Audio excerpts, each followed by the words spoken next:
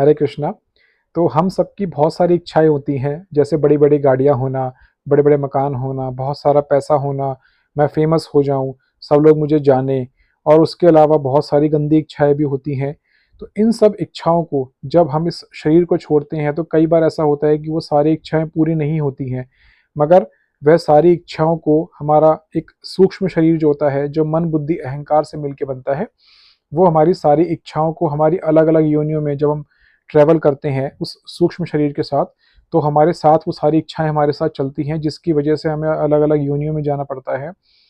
तो जब हम दोबारा से कभी मनुष्य योनि में आते हैं, तो हम सोचते हैं कि कुछ अच्छा करना चाहते हैं। कई बार आप देखते होंगे हमें अच्छा करने का मन करता है, हम अच्छा करना चाहते हैं,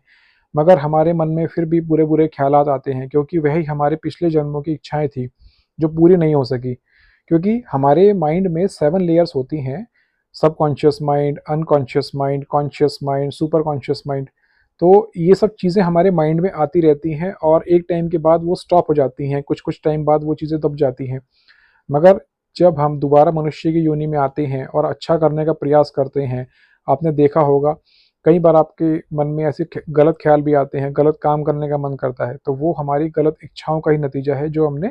पिछले जन्मों में की थी। तो हमें बहुत सोच समझ के इस मनुष्य जन्म का उपयोग करना चाहिए और अच्छी इच्छाएँ ही उत्पन्न करनी चाहिए अपने दिमाग के अंदर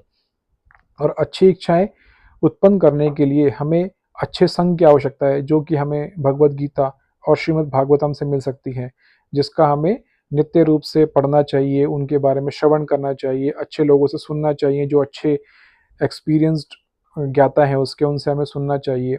जिससे हमारी अच्छी इच्छाएँ पैदा होंगी और इस जन्म में नहीं तो अगले जन्म में भगवान हमें दोबारा से मनुष्य जन्म दे सकते हैं, जिससे हमारी वो अच्छी इच्छाएँ पूरी हों और हम भगवान की अच्छे से भक्ति करके इस मनुष्य जीवन का लाभ पा सकें और इस भगवान के भगवत धाम तक हम जा सकें, जो ही इस मनुष्य जीवन का परम चरम लक्ष्य है। तो हरे कृष्णा।